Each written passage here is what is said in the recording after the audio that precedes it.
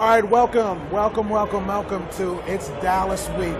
Dallas Cowboys and the Washington Redskins. We're coming to you Game Time live from the Partners Club here at FedEx Field, joined by the one and the only Andrew Walker. And Andrew, hold on, where's Larry? Larry, it's Dallas Week. He's got a lot of people to see. So you know what happens when it's Dallas Week. What happens is the weather changes and Larry gets busier.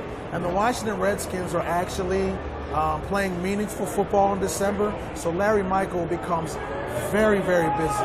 And we know that on top of being the voice of the Washington Redskins, he is the hardest working man in show business. He is the hardest working man in show business. But hey, look, me and Andrew Walker are going to take you through the next 15, 20 minutes, breaking down the Washington Redskins, Dallas Cowboys matchup. I mean, this now becomes a very interesting game for many reasons, and let's do a little backstory here. The Giants lost, but the Philadelphia Eagles did what a lot of people thought could never be done, and that's to go up and put a smacking on Bill Belichick and the New England Patriots. Now, you would want for Washington Redskins fans to be rooting, in the other way, but now with the Philadelphia Eagles and the Giants right there, this game doesn't become just a fluff Monday night game.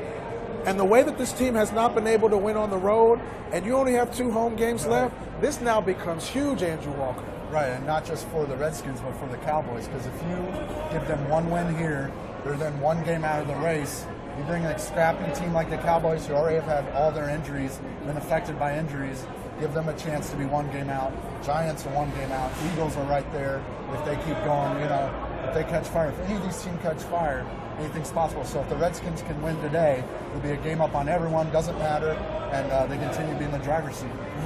So keeping macro with the division and what have you, this division is a mess.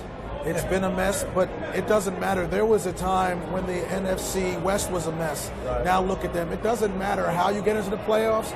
You just have to get into the playoffs. So, I hear a lot of people talking about, it's a 5-6 team. How can you feel good about that? It's not about feeling good about the record. It's about feeling good that you only have to win your division to get into the playoffs. All I know, Lou, is the New York Giants have a couple recent trophies to their name, and they weren't the best team in football at that point. But they got hot at the end of the season. They got hot in the playoffs, and they beat the Patriots twice and on some pretty exciting games. So, I see a lot of the Redskins and a team like the Giants that caught fire a little bit at the end of the year. Hopefully, you get a home playoff game to open up the playoffs if they win the division. And, the team's 5-1 here. They're on their longest win streak in FedEx Field history. So if they can keep that rolling, who knows what they can do with it. Right. And I don't want to seem like one of those superstitious people, but it looks like it's shaping up right in the Washington Redskins' favor. They got Carolina and New England out of the way early, right? They got all those teams. Now you come into a Dallas Cowboy team that we don't know what they're going to do for quarterback, right? You got a Chicago Bears team next week that just blew it against the San Francisco 49ers, and now they're demoralized. As much as the Redskins can't win on the road, the Bears can't win at home, so something's got to give there. Right. You got the Buffalo Bills, and everybody knows the meaning of that, that game. The last couple times the Buffalo Bills have been here, it's been memorable. Remember the soon after Sean Taylor died, that Buffalo Bills game, and then you got the Eagles and the Cowboys to end the schedule on the road. The way it should be. The way it should be. As Joe Gibbs saying, we're going to earn this thing today. Yeah. You got a Saturday matchup, a short week, day after Christmas, and then you wrap up January 3rd, I believe, at the Cowboys. So if the Redskins want to win this thing, like you said, they got to earn it, and they got to play better on the road, that's for sure. I don't know what the difference is. I've been trying to figure this formula out in my head. Like Jay Gruden said, you stay at a hotel on the road, you stay at a hotel here. You have your meetings the night before, you have your meetings the night before here. Travel on a bus to the stadium, travel on a bus to the stadium. It's all the same, it's just different fans. The fans sometimes are a factor, sometimes they're not. So, but you can bet in Philadelphia and Dallas, if they can play spoiler, if they're not in it, you can bet those fans are going to be pretty disgruntled. We talk about getting hot. The weather is changing. We want to thank all of our partners in the Partners Club in there listening and watching us and being faithful to us all year round. We got some Washington Redskins fans that we're going to bring onto the camera in a second. But I want to talk to you about, you said being hot. In order for the Washington Redskins to make the playoffs and to do anything, you want to talk about being hot. Kirk Cousins has to continue to being hot, not giving up the ball like Eli Manning has done, like Tony Romo has done, like Sam Bradford. Every quarterback in this division has given up the football, but it seems that Kirk Cousins got his out of the way early, and it looks like he's playing meaningful football down the stretch. And you want to talk about hot. He has to stay hot for this team to go anywhere. It's no coincidence the team's playing better down the stretch because Kirk Cousins is playing better down the stretch. When he doesn't turn the ball over, the Redskins play much, much better. And it seems simple, but you really got to look at the numbers. I mean, his interceptions are way down. His decision-making is way better. And, short of the run game getting up to the level it could be, Lou, things are going about as well in offense as they could. You got pretty much all your pieces back. Deshaun Jackson's, they're starting to hook up for some nice connections. You'd like to see maybe a couple more strikes throughout the game. But right now, one's enough, one or two's enough, and they're doing great with spreading the ball around. Jordan Reed, if he can stop getting called for holding and all that, he's a great weapon in the pass game. And then you look at Matt Jones as a threat with the screen game. I mean, he's getting 60, 70, 80-yard screen plays every game. So it's been great to see. Like you said, Kirk Cousins is getting hot. He's being a great game manager, and that's not a derogatory term at all. Right.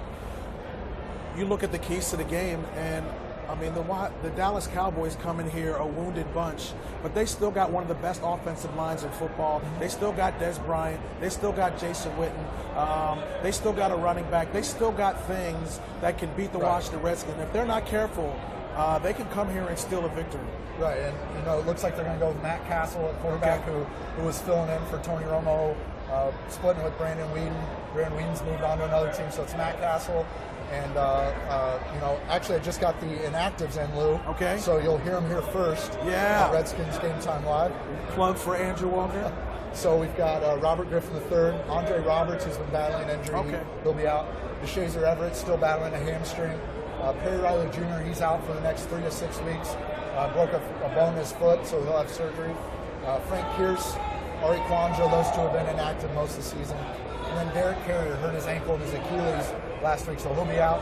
Jerron Ham, the rookie tight end, he'll be up this game. Okay.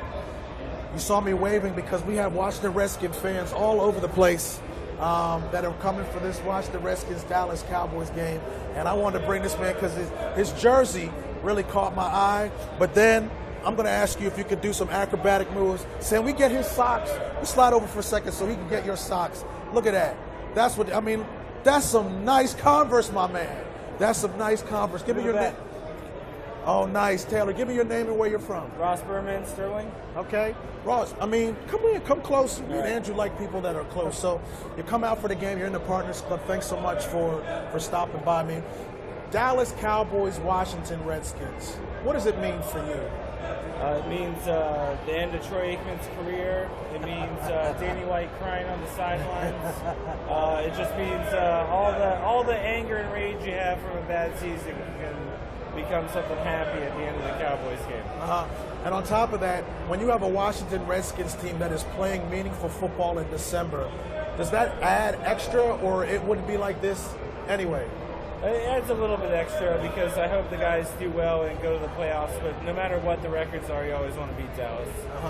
You think about the 21 that you're wearing, and I think of the 21 when Vanderjack's kick was blocked by Troy Vincent, and Sean Taylor was running it down. Got the face mask to put it just in time for Nick Novak to kick the field goal. There's so many Dallas Cowboys, Washington Redskins memories. What are you looking for tonight?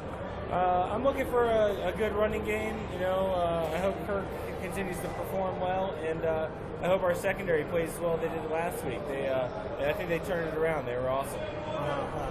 Andrew, got any questions for my man? I know number 21 hated the Cowboys as much.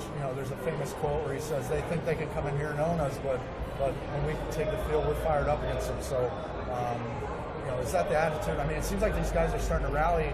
They always have around Sean, but Ricky Jean-Francois is really taking an active role in honoring Sean. I mean, how important as a fan is that to see these guys honoring a guy like Sean Taylor who hated the Cowboys just as much as you guys as fans? Yeah, I mean, it's really cool. Sean Taylor was a rookie when I was in the Army in Iraq, and I had a lot of buddies who were Cowboys fans. The Army, the people from everywhere, and my two best friends in the Army, we couldn't talk on Sundays. No matter what the week was, but when it was the Redskins Dallas week, we just wouldn't talk to each other. But it means a lot. I mean, there's nothing better. Cowboys is number one, and anytime they can beat anybody from the NFC East is good. First of all, I'm going to stop and thank you for your service to our country. No problem. This is the Salute to Service game, so this is perfect backdrop. We're all wearing our pins and everything. I mean, we can never thank you enough for what you do for our country and what everybody does for our country. And to give the Washington Redskins, to give you a win would be very, very apropos. But we do want to stop and thank you for all that you do for our country. Oh, it's my pleasure. I enjoyed it. So let me ask you one question before I let you go. How's the game of football real? I mean, we always hear these stories, but how therapeutic is the game of football and things of that nature when you're serving overseas and anywhere in any installation, when you can rally around a team or a city like professional football usually does? Oh, it's amazing. I mean, the AFN does such a good job of making sure we can see all the games, and maybe a couple days later, but we don't know any better. We're rooting just as hard if it's a Wednesday or a Sunday. It was great. The Redskins, the Cowboys, like really all the NFC East has a huge presence on AFN for game day. And actually a buddy of mine who's from Philadelphia, who wasn't into football at all. We were overseas in Germany together, and he watched the Redskins-Giants game with me and became a football fan. Yeah, on AFN in Germany. It was great. It's all about. It's great. It's great. Yeah, awesome. So thank you so much for stopping by. Enjoy the game, and once again, thank you so much for what you do for our country. That's what you get on Gametime Live here at the Partners Club. You get socks, you get Converse, you get Spirit. I mean, fan is short for fanatic, Andrew Walker, and that's what you have.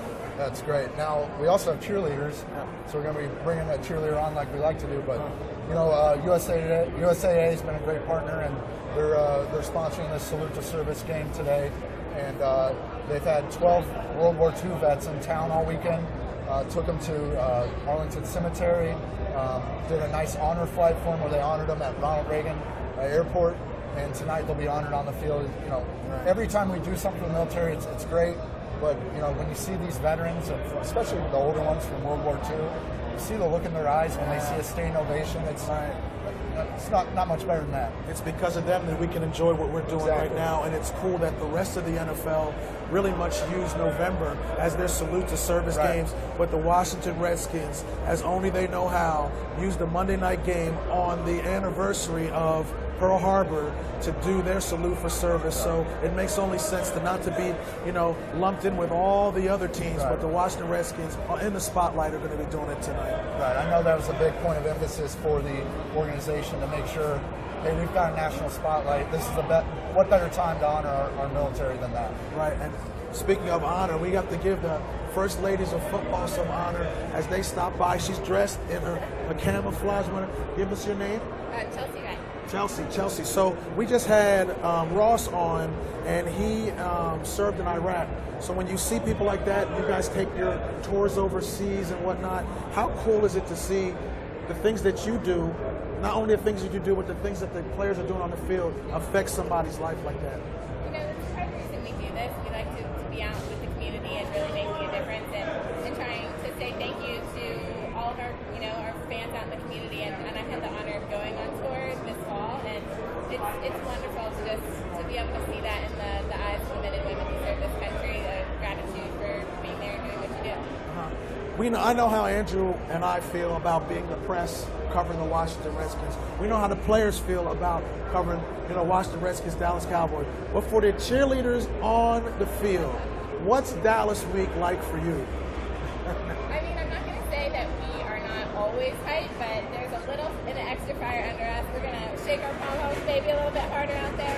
We're all really excited for the game and just there to do our best and support the boys as much as we can, like we always do. Right, because Go ahead. Do you think it's any coincidence that the Redskins have won 5 straight at home with you guys cheering them on? Very good, Andrew Walker. I mean, we would love to think that. I'm sure that, we have some great fans of the Washington Redskins, and that's got to give a home team advantage. So we like to think we're a big part of that. So with that being said, you have any plans for next weekend in Chicago? The last 2 weekends against the Dallas Cowboys and the Eagles on the road. Oh yeah, we always want to make sure that we're seeing those games. A lot of us get together and we are cheerleaders even on those away games. So we'll definitely be enjoying watching those games away. Right. And when you talk about rivalries, there's got to be a rivalry between the Dallas Cowboy cheerleaders and the first ladies of football. I mean, you can talk some trash here, Chelsea. You can be free to talk trash if you want. Oh, I'm not going to talk any trash. They're a good squad and we're a good squad, so we're going to, I just met a couple of the girls who are in our locker room right now. So we learn from each other a little bit, and we're going to do our best, and we like to see what they do as well. So when you talk about meaningful football in December for the Washington Redskins, and you only have 2 home games left, this one and the Buffalo Bills on the 20th, is it kind of, what does it mean to you when you come down near the end of the year knowing that this team is in a playoff hunt? I mean, it's fantastic. It's only my second year, so it's good to be on this winning streak. Second year? Yep.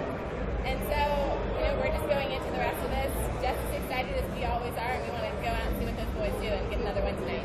Okay, Chelsea, thank you so much for stopping by. That's Chelsea from the First Ladies of Football. They're going to be cheering and making this environment rocking. I mean, FedEx is going to be out of control tonight. It's the only game in town, Monday Night Football. It doesn't get much better than that.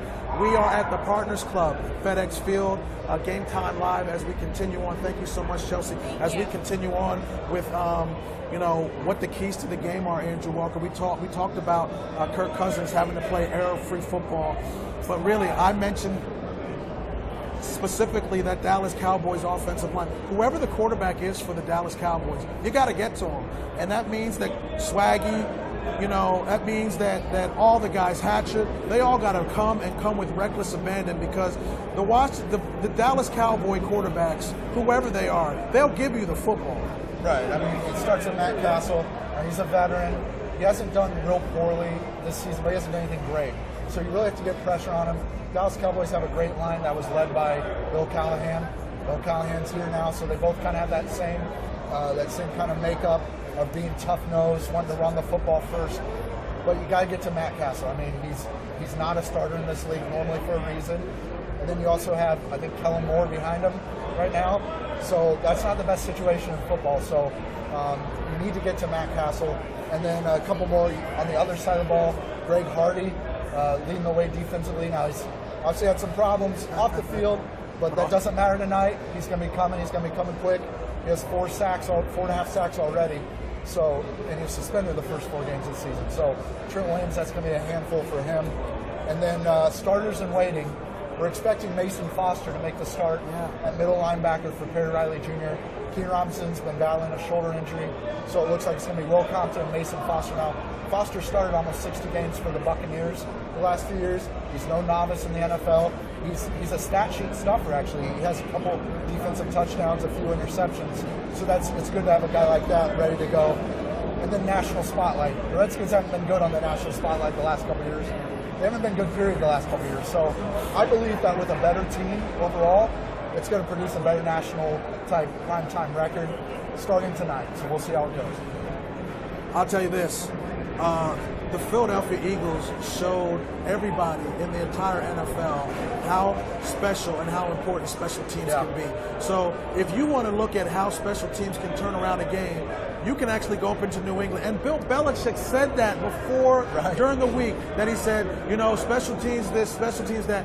That's the key for the Washington Redskins. If their special teams can be special, this game is won, because you're going to come down to a kick here, but field position. And I'm telling you, it's to be had on special teams. Right, and that's a good point. I don't want to forget special teams. And, it includes kicking, it includes punting.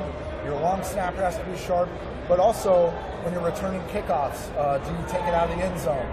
When you're returning punts last week, we saw that haunt the Giants a little bit. They got some pretty bad field position because Tressway was able to pin them back, and they made some bad decisions at the end of the game. So you're right. That's such a huge aspect that often gets overlooked.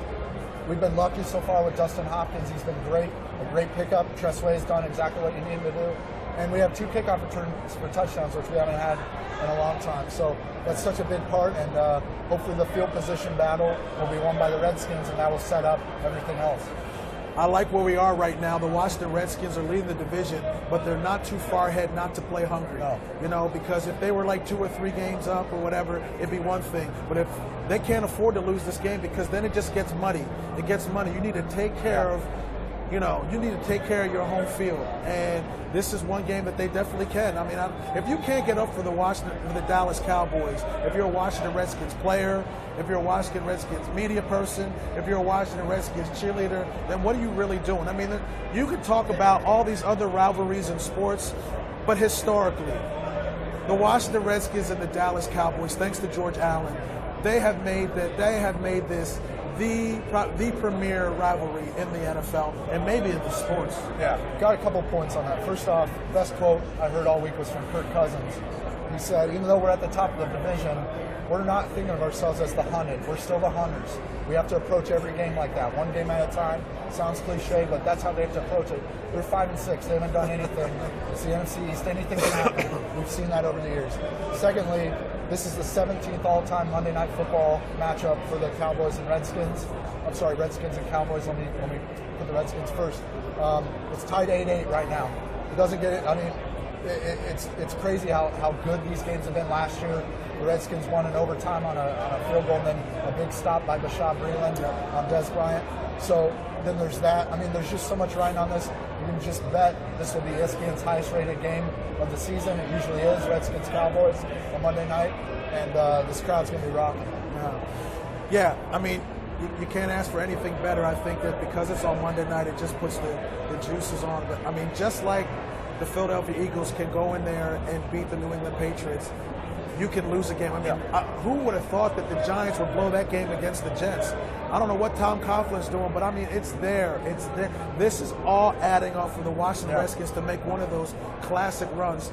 But it starts tonight. It has to start tonight. I mean, it started with the Giants, but it has to continue tonight. It has to go on the road. It has to come back, and it has to continue. I mean, they can run the table. Right, they could. And theoretically, your 3 most important games left are the Eagles, and then the Cowboys. But they have to figure out how to win on the road. If they want to win in the playoffs, it's going to happen. It's going to have to happen eventually anyway. So you've got to figure out that part of the equation. But yeah, huge game tonight. Right. I'll give you my final thoughts in a second, but give me yours as we see that Kirk Cousins is. We haven't done this in a while. You and I. We always show who we have on the program, and you got Kirk Cousins. So why don't we start with your final thoughts by talking about Kirk? Well, the story in here is about his leadership. It's come in the spotlight. At the beginning of the year, Coach Gruden said, hey, this is Kirk's team. It took a few weeks for him to kind of grasp that. And then all of a sudden, you like that happens. It catches the world by storm. You can't go anywhere. Like on our social, everyone, when we do something good, everyone's saying you like that. So, it's kind of caught storm, and that's good. But it showed Kirk Cousins' fire. And I think it showed his teammates that, they've seen it in practice, but he carried it over to a game, a big comeback win against the Bucs, doing well at home. Doing better on the road. So that's what that's about. Today, I think Alfred Morris goes off. It's about time. It's about time Alfred Morris goes off.